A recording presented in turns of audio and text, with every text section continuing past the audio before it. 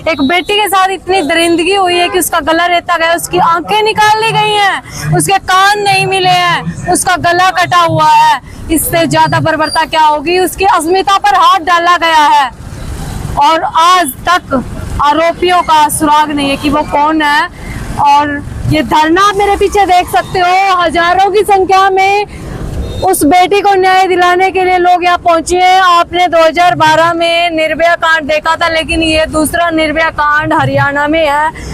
भाई राम राम, नमस्कार, मैं मेनका और आप देख रहे हो पब्लिक मीडिया हरियाणा। आपने भी मेरा भाई क्राइम आज 15 अगस्त है और 79th जो डे है इंडिपेंडेंट का, आजादी का, वो मना रहे हैं। लेकिन ये किसी आजादी जहाँ पर हमारी बेटियां सुरक्षित नहीं है, हमारी जो अस्मिता सुरक्षित नहीं है ना, जो जघन्य अपराध हुआ है, आज आजादी का दिन भी है। और ऐसा है, ये दिल्ली का दूसरा निर्भया कांड है जी, और मतलब इतना जघन्य है कि बोलने की हिम्मत नहीं है। इन दरिंदों को फांसी की सजा होनी चाहिए। हमारा देख सकते हो भाई, आंखों में आंसू है और हो भी क्यों ना जब हमारी बेटियां सुरक्षित नहीं है। चर्चा करना चाहता हूँ साथियों, सबसे पहले तो बताना चाहता हूँ कि सोचने वाली बात है, हम कानून के विद्यार्थी हैं, हम कानून को पढ़ते और पढ़ाते हैं। साथियों, किसी आदमी का मर्डर हो जाए या कोई भी संदिग्ध हालत में उसका इंतकाल हो जाए, उसका शव विच्छेदन होता है, पोस्टमार्टम होता है और पोस्टमार्टम होते ही 5 मिनट में मुद्दई को और पुलिस के आईओ को पोस्टमार्टम रिपोर्ट दी जाती है। लेकिन कल 24 घंटे बीत गए, हम वहां गए कई साथी, मैंने पूछा कि FIR और पोस्टमार्टम की नकल है? जी नहीं। हमने 4 घंटे जद्दोजहद की, तब जाके पोस्टमार्टम रिपोर्ट मिली भैया। और पोस्टमार्टम रिपोर्ट मिली, हमने एक एक अक्षर पढ़ा। पढ़ने के बाद हमने कहा कि इसमें कुछ ये कमियां हैं, वो मेरी मातृशक्ति बहनें माताएं बैठी है, बताना नहीं चाहता। ये कमियां पूरी करने के लिए PGI के स्पेशल बोर्ड से री पोस्टमार्टम होना चाहिए। ये हम CBCID सुन रही है, मांग करते हैं। वो ठीक है, आपने जब रात को यह धरना देना शुरू कर दिया, पुलिस को पता चल गया कि मामला बढ़ रहा है। सुबह 5 बजे उस बहन की लाश को पोस्टमार्टम के लिए उसके पिताजी और 2 परिवार के लोगों को बुला करके पोस्टमार्टम के लिए रोहतक पहुंचाया गया। लेकिन बात यही समाप्त नहीं हो जाती। सोचने वाली बात क्या है, अब फिर साजिश क्यों आती है? साथियों, वो मेरी बहन, वो मेरी बेटी, बार-बार नाम उसका लेना भी नहीं चाहिए। इस तरह के जो अपराध में जो मुद्दा होती है, उसका हम नाम चुप होते हैं, काल्पनिक नाम लेते हैं। जो मीडिया वाले भाई भी कहते हैं, उनको भी थोड़ा सा परहेज करना चाहिए। उस बेटी का, उस बहन का नाम उजागर नहीं करना चाहिए।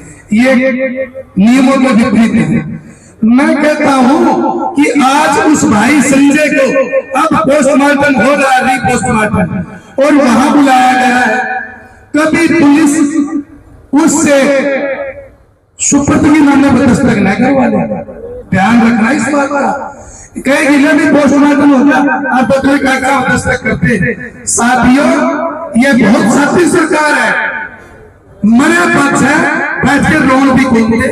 इसने कानून बना दिया, जब लाश में लेके रोड पर बैठ के अंतिम संस्कार नहीं करा तो परिवार के और ये विधायक जी ये बैठा उन सब के खिलाफ मुकदमा दर्ज।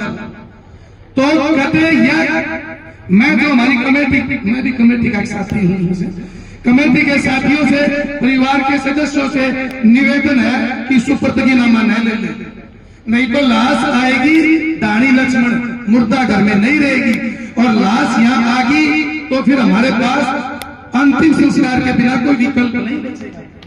दूसरी बात कानूनी और करता हूँ, सुनना चाहते हो ना? ठीक लगती होगी। दूसरी बात ये है साथियों, हम अपराध शास्त्र पढ़ते हैं, पढ़ा है साथियों, किसी का गला काटा जाए, उस पोस्टमार्टम रिपोर्ट को पढ़ते पढ़ते आंखों में आंसू छूटने लगे थे, पूरी पढ़ नहीं पाया। यहाँ से लेकर के यहाँ तक यानी सिर्फ 5 सेंटीमीटर उसकी गर्दन बची हुई है, 29.6 सेंटीमीटर, 30 सेंटीमीटर में 1 फुट होता है। पूरा जो घाव है धारदार हथियार से कटा हुआ, 1 फुट का घाव उसके शरीर पर है। सोचने वाली बात है, इतना बड़ा घाव हो और खून की एक बूंद भी तो नहीं आवा। उस बहन के, उस बेटी के सूट के ऊपर एक टपका खून का नहीं। सोचने वाली बात है साथियों, क्या किया होगा, कहां किया होगा। प्लास्टिक का कवर चढ़ाया, पहले मौतें मारी। हमारी बॉडी में क्लोट्स बनते हैं मरने के बाद में 8 घंटे बाद में यदि हमें काटा जाए तो हमारे खून में क्लोट्स बन जाते हैं, खून फ्लूइड बन करके बहता नहीं है। क्या क्या कारण हो सकते हैं सोचें। और गर्दन काटी गई, पूरा गर्दन काट के गिरा दी गई और उसको खून का एक टपका भी ना आए। सोचने वाली बात है। कई जो पोस्टमार्टम की बात थी, गैंगरेप की बात थी, हो सकता है पुलिस ने कल हमारे दबाव के बाद में कुछ सैंपल कलेक्ट किए हो, 10 सैंपल कलेक्ट किए। हालांकि पुलिस तो चाहती है कि मीडिया के सामने न आए। उस बेटी ने रजिस्टर भी किया होगा अपने आप को बचाने के लिए, उसके नाखूनों के पोरवे भी लिए बाद में, लेकिन पहले क्या किया। और अब पुलिस भी बचना चाहती है। अब आता हूं कुछ जांच पर कि पुलिस हमें गोली दे रही है, जांच भी कर रही है। अभी एक पूर्व सरपंच साहब साथी कुछ भावुक होकर कह रहे थे कि पुलिस का थोड़ा सहयोग करना चाहिए। मैं कहा कैसे? बोला कि पुलिस का एक डीएसपी कह रहा था कि भाई तुम्हें सहयोग करो, सिर्फ गाड़ काटो हो। बोला कैसे? उस बहन का शाम को 6:26 के बाद में कोई कॉल या फोन डिटेल कुछ नहीं आई, कुछ नहीं है। और बोला उनके परिवार से कोई करे रात के 12:42 पर एक बार उसका फोन ऑन हुआ था। तो ये पुलिस गोल गोल घुमा रही है, यानी और कहते हैं कि हमें फोन नहीं मिला उस बहन का। कोई बात नहीं, हम जाना है सारी बात। पुलिस डंप कर ले उस लोकेशन में जहां वो लड़की लास्ट टाइम दिखी थी, और डंप करने के बाद में जहां जहां वो फोन गया और जो फोन उसके साथ था वो दोनों फोन साथ चलेंगे, 2-4 जितने भी थे, और वो डंप की लोकेशन के साथ प्लेस ऑफ ऑफेंस तक पहुंचेंगे। और वहां जहां लास्ट में टूटा फूटा मोबाइल का अवशेष मिला है वहां तक पहुंच जाएंगे। लेकिन ऐसा पुलिस नहीं कर रही। क्यों? क्योंकि पुलिस को भय है कि भाई जांच सही तरीके से होगी तो सही दोषी पकड़े जाएंगे। अब बात आती है कि पुलिस क्यों बचाना चाहती है? पुलिस अपने खाल बचाना चाहती। जब पुलिस का ट्रेन कोई शिकायत करने तक जाओ, मोटरसाइकिल खूगी, कहना बेचा हो, दारू पी ली होगी, खर्चा उठा लेगी हो, ऐसे थोड़ी बात होता। और किसी, मैं उन बातों का दोबारा रिपीट ही नहीं करूंगा। जब किसी बेटे का बाप चाहे जो बातें हुई वो कहने की जरूरत नहीं है। मैं तो सिर्फ ये कहना चाहता हूँ, उन्होंने जो गलतियां की, क्या वो सारे के सारे उस षड्यंत्र के साजिश करता नहीं है? भाई मैं बताओ क्या वो उस षड्यंत्र में शामिल नहीं है? वो पुलिस वाले सारे षड्यंत्र में शामिल हैं तो उनको सस्पेंड करने से और उनको टर्मिनेट नहीं करते तो भी बात बनने वाली नहीं है। मैं तो ये कहता हूँ आप सबकी राय से हमें यह भी कहना चाहिए कि उनको सिर्फ सस्पेंड नहीं, एक जैसे 120 भी होती है, अब तो चेंज होगी वो सेक्शन बीएनएस में, उनको कॉन्स्पिरेसी के तहत उनको मुलजिम बनाया जाए। उन्होंने फेयर इन्वेस्टिगेशन क्यों की? ऐसे हमने बहुत मामले देखे हैं। बैगल में किशन का देखा, दाना में उस महाराज जी थे, उस भाई का देखा, और अब दूध का बड़ा शास्त्र है। इसलिए इस बात को भी हमें ध्यान में रखना है। अब खास बात पे आता हूँ, ये सारी बातें कब ठीक करवा पाएंगे?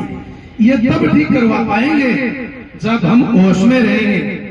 कुछ मेरे भाई, मैं जब 11वीं-12वीं में था ना, उस उम्र का दिमाग नहीं करें, हम कारगिल में खाली करा देंगे, हम रोड पर बैठ जाएंगे, हम गड्डी बांट देंगे, हम स्कूल बांट देंगे। यार उस स्कूल जो बिल्डिंग है, उस बिल्डिंग का क्या अपराध है? अपराध तो अपराधियों का है। 13 महीना आपकी धरना पर प्रदर्शन पर रहा, कहीं की मूंगफली खाई के रोड जाम कराके। आज भाई सुनील जी बड़ा सुंदर संचालन कर रहे थे, कमेटी बढ़िया ढंग से धरने को चला रही थी। मेरे वर्गे किन बावड़े आए और डाकिया ने कर दिया वो काम, और वह अपने धरने में, अपनी पंचायत में और इस दुआथड़ सभा में, दुआथड़ मारा दुआथड़, शोक विरोध सभा है, शोक कोई शोक नहीं है, शोक है, शोक दुख है। और इस श्रीवेदना की घड़ी में कुछ लोग उन अपराधियों के हमारे बीच में, और यदि कोई है तो अशोक भी है, अशोक को भी इन्वेस्टिगेशन में शामिल करो, चाहे कोई भी हो। तो जो लोग इस मामले को उखाड़ करके रोड पे जाकर के, रोड करके हासिल करना चाहते हो तो वो कभी संभव नहीं है। और मुश्किल से बुरा फैसला के उनको लाए और बैठ जाओ भाई, बैठ जाओ, सबने सुनूंगा तारे काम की बात से। मुश्किल से 1 घंटा टाइम मांग के लाए, अरे काको मान जाओ, रोड जाम खोल कर एक पर मान जाओ तुम, हमें बड़ा कुत्ता ने पूछ की ने अब फिर क्या कार्रवाई करनी है वह कार्रवाई कराएंगे। तो साथियों पैसे और बहुत से अच्छे भाई अनिरुद्ध जी जो बहुत ही बड़े संघर्षों के साथी है, चाहे वो किसान आंदोलन हो, चाहे वो तरह तरह के तमाम आंदोलन हो, वो सभी आंदोलनों में हमारे साथ रहते हैं।